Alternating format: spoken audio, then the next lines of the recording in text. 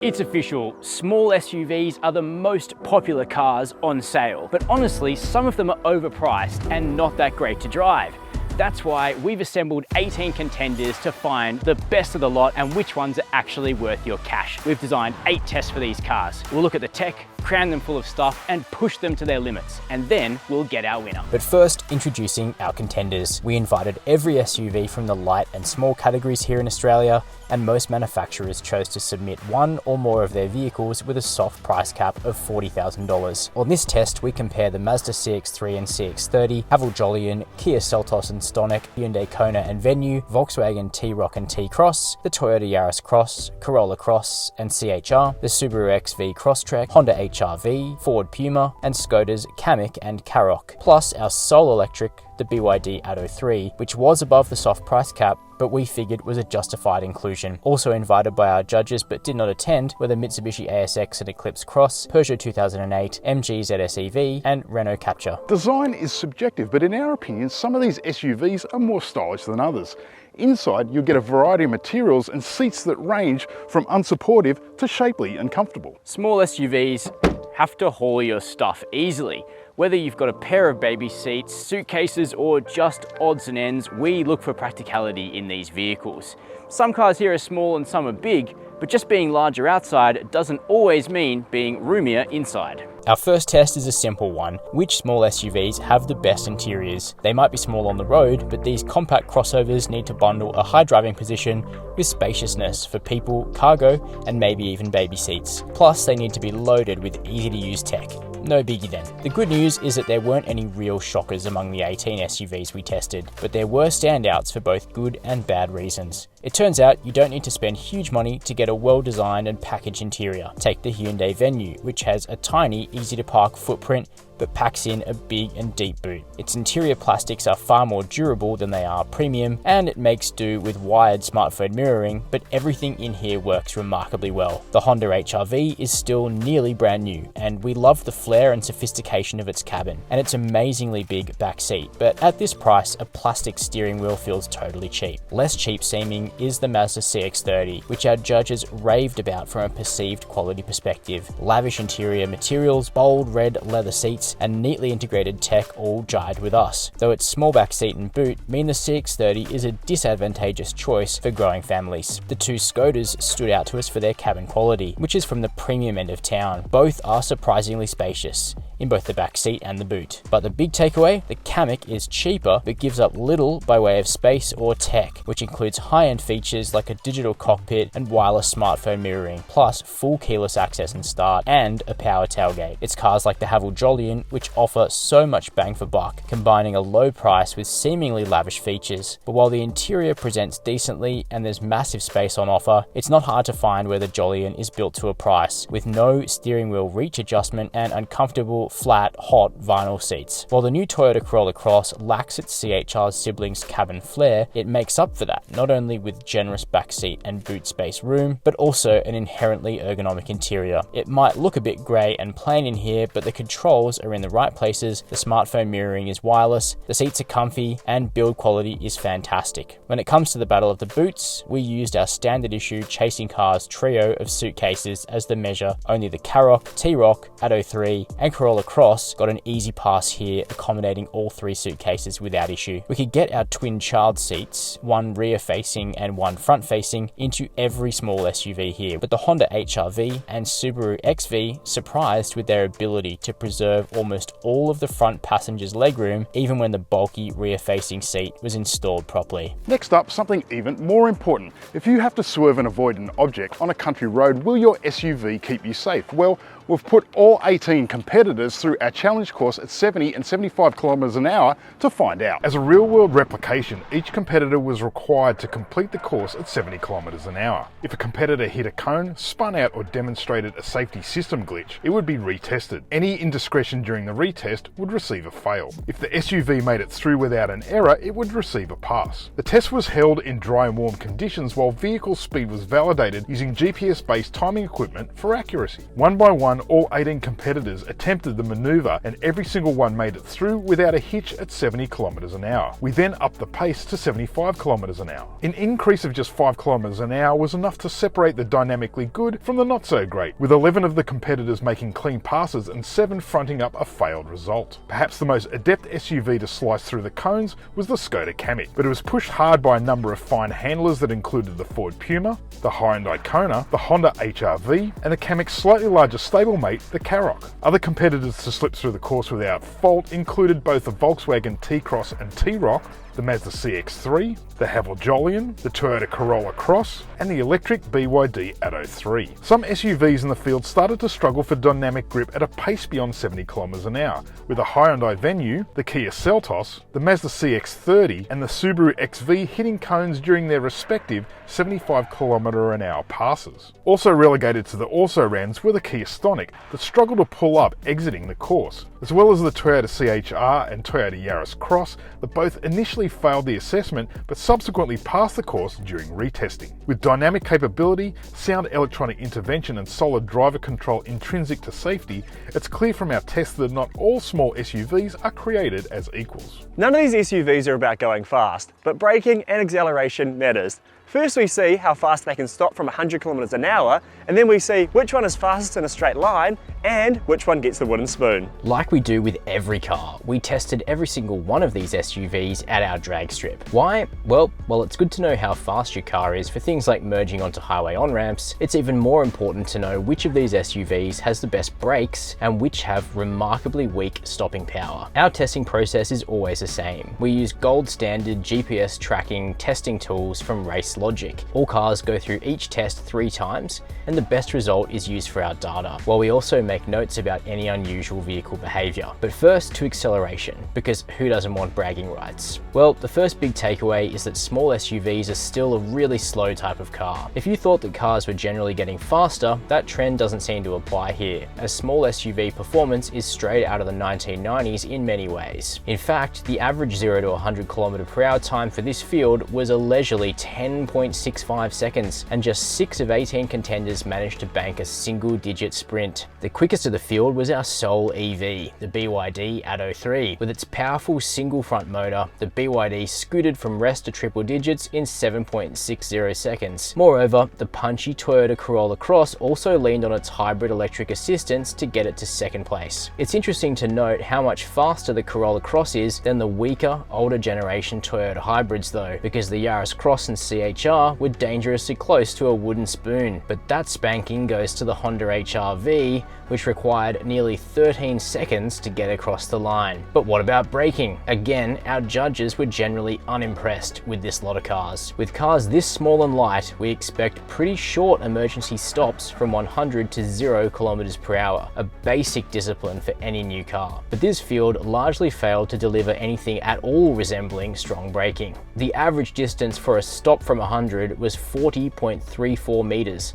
Appallingly, this was only 6% better than the average stop from our last mega test, which subscribers know was measuring huge and heavy towing four-wheel drives. But there were standouts, both good and bad. The 2 Skodas demonstrated the shortest stopping distances along with the featherweight Honda HR-V, while the Seltos, CX-3 and Venue were also considerably better than the average. However, 2 of the very smallest cars here served up stops that were much too long, being the Stonic and especially the Toyota Yaris Cross, which needed a ute-like 44.36 meters to stop. Well, that's the data on performance at least, but what everybody wants is bragging rights, so we ran a couple of drag races, one to find the outright winner, and the other to find the wooden spoon. Which SUV is the slowest? So it's all come down to this, well down to this. Is the 2 slowest cars for the wooden spoon shootout to find out which is the slowest of the field. We're in the final of the wooden spoon race. I'm sat here in a Honda HR-V. Kurt's over to the right of me in the wonderfully weird Toyota CHR hybrid. Let's see how it goes. And 3, 2, 1, go. And here we go. It's the wooden spoon shootout to find out which is the slowest car of the field. He is just walking away from me while the CVT does its thing and the engine's revving to 1,000,000. There's no shot for the Honda. The Honda HR-V in my rear view mirror. The CHR has just flogged it. Wooden spoons all around, people. That's a win to the Toyota CHR. Or second last at least. Right, the final matchup, the two quickest SUVs here. I'm here sat in the Corolla Cross Hybrid, and to my right is Kurt in the BYD Atto 3, which, as you know, electric torque can be unparalleled on the drag strip, but I'm hoping that the Corolla can do it for internal combustion, but let's find out. 3, 2, 1, go. Oh wow, the Corolla got out of the hole exceptionally. Oh, the RAV4's got the jump. Is it gonna do it? Is it? Ah, no, here comes. And there goes Kurt. Alright, we've got, see ya! Oh, electric power wins the SUV Caparo. I really thought for a second here the Corolla had a chance, but evidently not. Well, there you go, the BYD is the quickest SUV on show. If you're like us, you spend a lot of time driving in the suburbs where there are plenty of potholes and speed bumps, but only some of these small SUVs handle comfortably in urban areas. So let's find out which ones ride best. We do our performance and handling testing on a closed road, but of more importance to most people will be how comfortable or not their small SUV will be in everyday life over the potholes and bumps that have come to mar so many Australian commutes on poorly maintained roads. It was here where our judges once again found a set of vehicles that have, on average, well, very average ride quality. The problem is that most of these vehicles have tall bodies, stiff suspensions, relatively cheap dampers, and reasonably big wheels. All of those things combine to deliver compromised ride comfort. We test urban ride comfort on a typical Aussie suburban loop that includes speed bumps, potholes, and patchy road surfacing to test compliance, comfort, body control, and noise insulation. And we go fully loaded, 2 in the front, 2 in the back. The good news is that there were 4 major standouts in this group for ride quality. The BYD Atto 3 is simply the best. Well done, BYD. This is a properly engineered small SUV with excellent composure over big bumps and good insulation all round. We were very impressed. The Toyota Corolla Cross was also exceptional in this class, with the second best ability to round off bumps and insulate passengers from noticing the rough road beneath them. Toyota is on a roll with getting basic dynamics right, and ride quality is no exception here. Third best was the Skoda Kamiq. Despite its size and lightweight, it demonstrated considerably more polish and sheen than the Volkswagen twins, seemingly confirming Skoda's emerging premium status. It has an inherent firmness, but it's resolved, comfy, and quiet. The Honda HR-V also performed admirably with a deeply satisfactory ride and little noise coming into the cabin. On the less impressive end were the jiggly Haval Jolyon, which really lacked body control, but we were mostly dismayed to find a pack of small SUVs that were needlessly restless and stiff when we felt a few changes could make them more compliant. This group of cars that were generally good to drive other than urban ride quality included the Kia Seltos and the Ford Puma, but also both Volkswagens, neither of which delivered the suppleness of their Polo and Golf hatch counterparts. What about when you're driving faster down a country road? We look for safe and enjoyable steering and handling, things that you might not notice, but make your SUV much more safe and fun to drive. As the only electric car in the field, the BYD Atto 3 does what EVs do best. It has clean response and it's very refined and quiet on the move. The real surprise of the BYD is that the ride comfort is really compliant, and yet it's quite a spirited chassis underneath when you really start to push on. The downsides, well, when you do push on, it is a little bit wobbly and it does run out of grip fairly quickly. And while what they've managed to do is seriously impressive and quite resolved, it does lack a little bit of driver engagement, including the steering feel. And the relative newcomer to the Australian market comes in cheap, but I do sense that it does lack a little bit of resolve, particularly with things like active driver assistance. The beautiful thing about driving the HR-V is its peach of a chassis. This car is excellent to drive in terms of ride and handling. It has near perfect steering that reminds you of the awesome Honda of the 1990s. It feels like it's coming back, and the handling of the car is phenomenal. Despite the fact it's 70% slower in a straight line than the quickest car here, it's only 3% slower than that car around our test track, and that shows you just how well the car handles. But that's the tragedy. The handling is so good that you go in search of an engine. The HR-V has so little torque that it takes forever to accelerate, not just to 100, but anywhere around town as well. And while you do that, it gets very noisy. The Ford Puma ST line came into this competition with a bit of a reputation of being a warm hatch in disguise, and so it proves in the driving experience, particularly around our dynamic handling test track. It's a really fun and engaging little car with a willing powertrain to match its frisky chassis.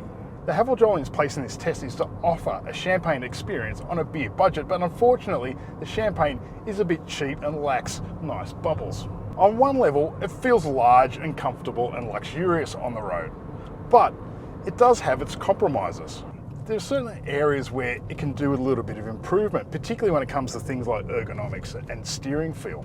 And whether or not you're talking about the powertrain or the chassis, it's a fairly workmanlike experience that could do with a bit extra polish. If I'm honest, it's hard not to love this little Hyundai Venue because, I mean, from the outside, it looks kooky, it looks cute, and it drives exactly the same. The little 1.6 litre petrol engine hasn't got a lot of grunt, but it's got more than enough to push this cute little SUV down the road, and it's fun to drive. The steering, it's good. The road feeling isn't quite there, but you've got enough of it.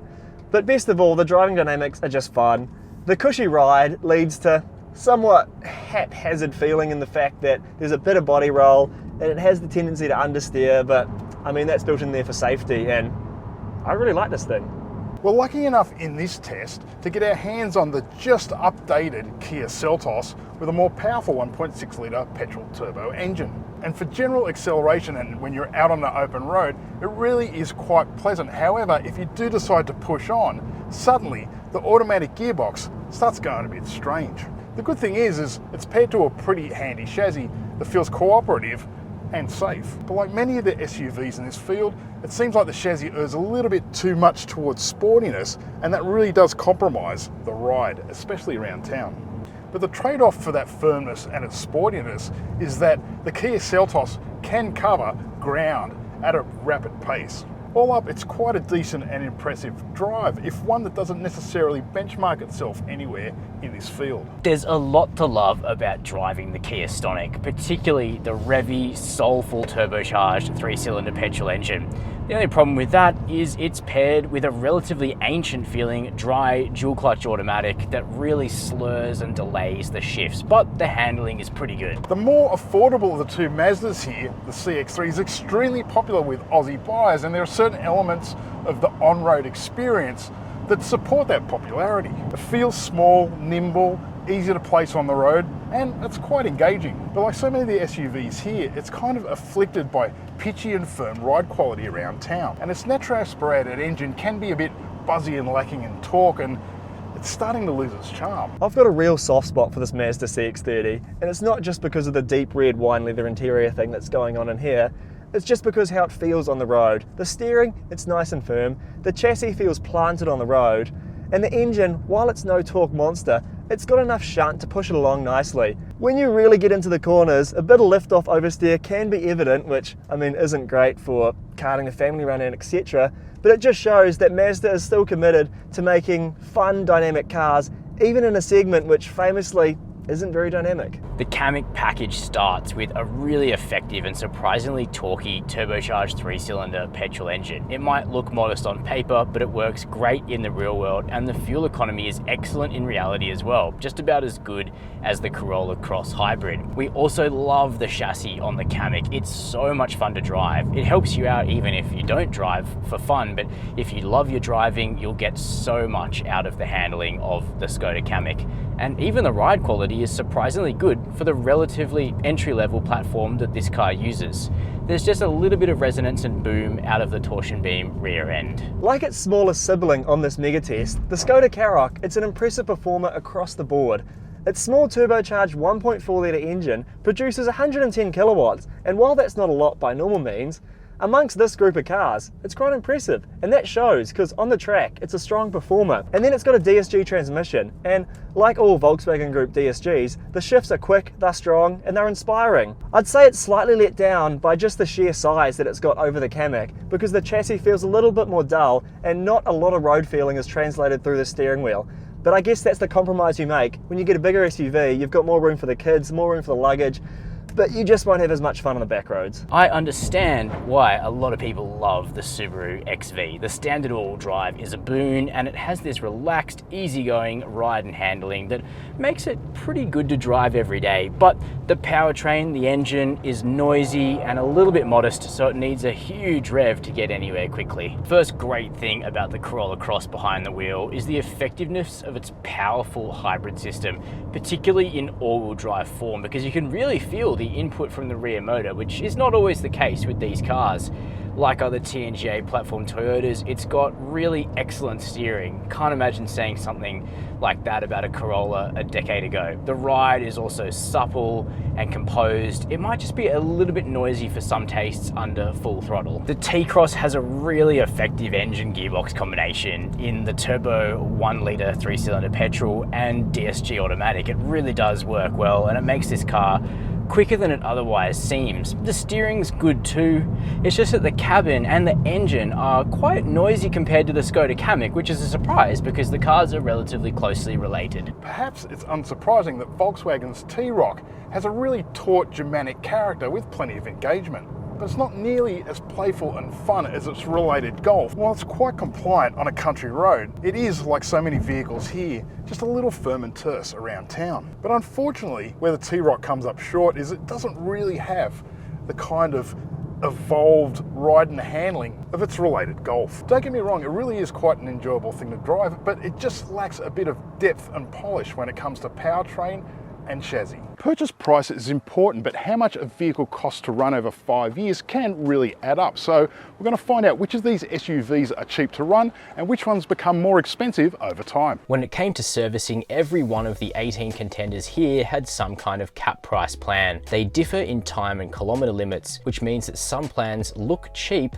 but run for a short time and end up being a little expensive. When you break down the service cost per kilometre of driving, the picture becomes much clearer. Here, the BYD Atto 3 emerges as the low maintenance superstar for people that do big miles, with its $1,943 service pack for 7 years and 140,000 kilometers, working out at just 1.4 cents per kilometer. All three Toyotas were very close, with maintenance costs of 1.7 cents per kilometer, while the HRV and Venue were impressively far under the 2.8 cent per kilometer average too. The worst cars weren't European, it was the two Kias, with the Stonic's 4.7 cent per kilometer and a staggering 5 cent per kilometer maintenance cost for the Seltos Turbo, 3.5 times more expensive to maintain than the BYD. In a great sign for Aussie new car buyers, warranties are becoming far more standardized than service costs. All cars here had at least a 5-year warranty, and 17 of 18 were unlimited, with only the Atto 3's complex 6-year 150,000 kilometer coverage being the only car limited by distance. When it came to fuel consumption, more big differences in running costs appeared. 11 contenders can use the dirtiest but cheapest 91 octane petrol, while the Ford, both Skodas, both Volkswagens and the Toyota CHR need 95, and we adjusted our price equations to match. But despite being costlier to fuel, all but one of the premium favouring SUVs delivered cheaper than average yearly refueling costs because they're so much more efficient. Impressive contenders included all three of the amazingly frugal Toyotas, plus the Stonic, HRV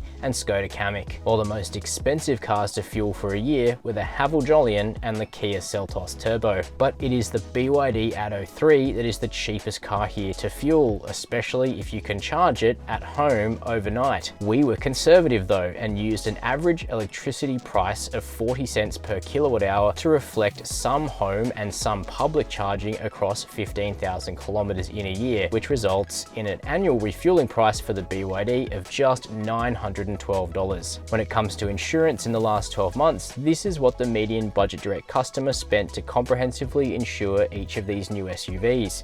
Everybody's situation varies and your premium may vary based on things insurers take into account, like where you live, how you garage the car, and your driving history. So after a week of seriously thorough testing of these cars, pulling them apart, installing baby seats, chucking our suitcases in them, pounding away on some of the nastiest urban roads we could find, and lapping our test track to see which ones are the handling superstars, it was time to find our winners. Our honourable mention goes to the Hyundai Venue, the least expensive car on this mega test, but far from the least impressive. This thing is a packaging delight. It is so small on the road, it's so easy to park, and yet it's TARDIS-like inside. There's so much room in the back seat, and the deep boot. It's truly impressive. But the venue's talents don't stop there. It's also engaging to drive and well suited to Australian roads, with decent ride quality and actually a really good chassis on the car. However, fuel consumption is a little high due to Hyundai Australia's selection of a bigger, naturally aspirated engine rather than a smaller turbo unit. However,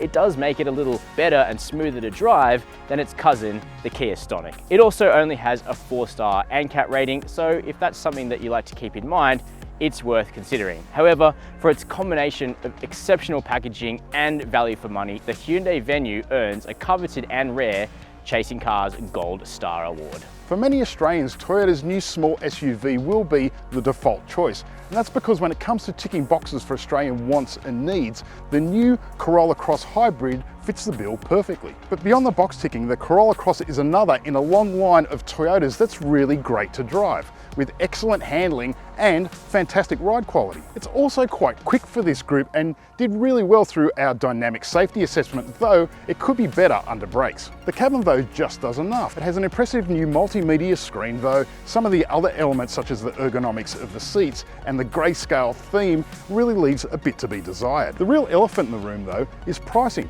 That's because this mid-spec GXL all-wheel drive hybrid clocks in at 47,000 drive away, which is quite high against the median of this field. It'll take many years to recoup that premium through fuel saving using the hybrid system. Still, the new Corolla Cross encapsulates everything that we like about modern Toyota. It does everything that it needs to do and comes highly recommended. This BYD Atto 3 came into the field, punched well above its weight, and blindsided almost every SUV here bar one. Here is a car that moves the game forward, which is something that we reward handsomely here at Chasing Cars. And finally, you've got an affordable EV that you don't need to apologize for. It is genuinely a great all-round vehicle. On the inside, the cabinet's bold, it's brave, and it's adventurous, which won't be to everyone's taste. But on the fundamentals, it's roomy, it's well executed, it's high quality, and takes perfect advantage of the EV platform that it sits on. But then again, it is missing a couple of tech essentials in Android Auto and Apple CarPlay, which apparently can be added via an over-the-air update, but at the time of filming, this car doesn't have either. And then the second surprise that this Atto 3 brought to the table was its ride compliance, because genuinely, it rides the best out of all of the 18 SUVs we have on this mega test, but that also doesn't rob it of an enjoyable driving experience. It performed well in the Swerve and Avoid test, and while the steering could feel a little more natural, it feels right at home in an EV like this. Being an EV, the performance is untouchable in this group. Off the line, it struggles for torque, trying to put it down through its unnamed tyres, but then once it gets off the line, it surges through to the best 0 to 100 time of the pack. But despite this pace, it will be measurably more affordable to run than anything else in this field. It's energy efficient and has a cheap 5-year service plan and a 6-year warranty. But we acknowledge a lack of reputation behind the distribution of BYD Australia in terms of a service network and clarity. But still, this car's breadth of ability gives it a well-deserved second place in this mega test based on its merits. But Skoda has done it again. Off the back of its 2022 Chasing Cars Car of the Year win with the Octavia, it turns out that the small SUV that beats everything else out here independently is the Skoda Kamiq. It starts with the fact that this small SUV is immaculately packaged. Its dimensions are compact on the outside, but the interior is amazingly well designed. You can fit 2 big child seats in the back of this car without causing any trouble for the front passengers. The boot is also large and the cabin doesn't feel tight or constricted. It's quite the opposite. It feels roomy, spacious and airy. Then you get to the premium materials, and it's here where Skoda is simply out-punching its stablemate Volkswagen. The materials in this car are premium, some of them are near luxury, like the perforated leather steering wheel with metal rollers. It feels expensive, despite the fact that this car is actually one of the cheapest vehicles on this test. The value for money is incredible and the costs of ownership are low. Skoda now has a 7-year warranty in Australia, and a 7-year prepaid service plan is affordable for the Kamiq. The driving dynamics are also phenomenal. The chassis on this vehicle is excellent, delivering engaging handling and good ride quality for what is a light SUV. You might be dissuaded by the relatively modest engine on paper, but you would be wrong, because the 85 kilowatt turbo 3-cylinder has torque where it counts and oodles of character too. It's the balance of the Kamiq, the fact that it punches and benchmarks above so many other SUVs here in so many areas, with things like some of the best braking on test, that meant for us it was clear that the Skoda Kamiq is the best small SUV for 2023. So, do you agree with the winner? Let us know down below in the comments. We hope you enjoyed our small SUV mega test. We love mega testing everything, and you can find a bunch of those videos on our channel. If you haven't already subscribed to Chasing Cars, please do so down below and hit that notification bell. And as always, thank you for watching Chasing Cars.